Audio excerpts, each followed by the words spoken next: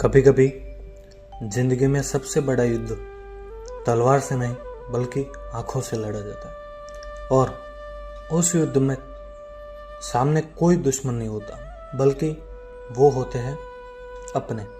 नमस्कार दोस्तों, आप देख रहे हैं धर्मलोक भारत, जहां हम भगवत गीता को सिर्फ समझते नहीं, महसूस करते हैं, जीते हैं और अपने भीतर उतारते हैं।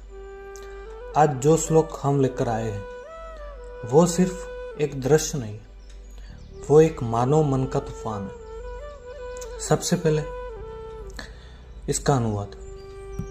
अर्जुन ने जब देखा तो उसके सामने खड़े थे पिता के समान लोग, दादा, गुरु, मामा, भाई, खून के रिश्ते, आत्मा के रिश्ते, बचपन के साथी सब खड़े थे। अब जरा कल्पना कीजिए, आप युद्ध भूमि में हैं और सामने खड़ा है आपका मामा, पीछे आपका भाई, दाहिने आपका गुरु और किसी कोने में खड़ा है वो है आपका सखा, जिसके साथ आपने बचपन की नदी में नहाया था। अब बताइए, क्या कोई भी इंसान बिना काम पे तलवार उठा सकता है? जब श्री कृष्ण ने कहा था पार्थ देखो, तो केवल सामने की सेना नहीं दिखा रहे थे, वे अर्जुन को उसकी भावनाओं की परीक्षा में उतार रहे थे। जहां युद्ध अधर्म के विरुद्ध नहीं बल्कि मोह, अपनापन और रिश्तों के भ्रम के विरुद्ध है। अर्जुन देख रहा है और एक एक चेहरा उसे पीछे खींच रहा है। हम सब अपनी अपनी कुरुक्षेत्र में खड़े हैं, जहां एक तरफ होता है सच, धर्म, कर्तव्य और दूसरी तरफ माँ का आशीर्वाद, पापा की चुप्पी, भाई की उम्मीदें और समाज की क्या कहने वाली आवाजें। लेकिन अगर श्री कृष्ण हमारे साथ हो तो वो हमें कहते हैं, पश्य, देख बेटा, डर मत, सच्चाई से भाग मत। असल सवाल यह है कि तुम कौन बनोगे।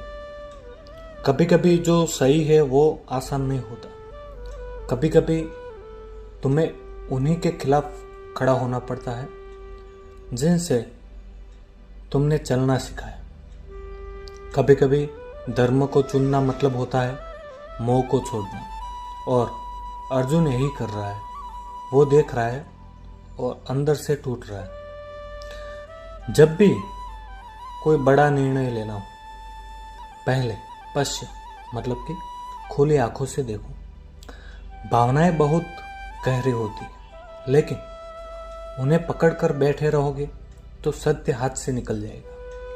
श्री कृष्ण ने आदेश नहीं दिया, उन्होंने बस अर्जुन को देखने को कहा, क्योंकि जो देख सकता है वही समझ सकता है और जो समझता है वही जीवन में निर्णायक बनता है।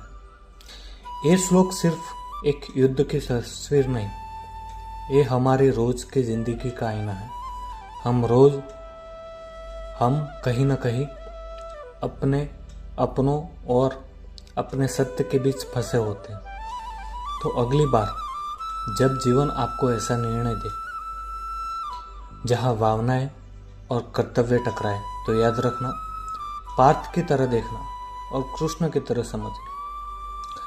अगर यह बात आपके दिल तक पहुंची हो तो, और अगर आपने भी कभी ऐसा अनुभव किया हो जहां अपने ही सामने खड़े लगे, तो इस वीडियो को एक बार शांति से फिर से सुनिए और नीचे कमेंट करिए, क्या आपने कभी अर्जुन जैसा क्षण जिया है? अगर हाँ, तो आप अकेले नहीं हैं। चैनल को सब्सक्राइब कीजिए, क्योंकि ये सिर्फ गीता का ज्ञान नहीं, ये आपके जीवन के साथ बनने वाला है। जय श्री कृष्ण, हर हर महादेव। मिलते हैं अगले श्लोक के साथ।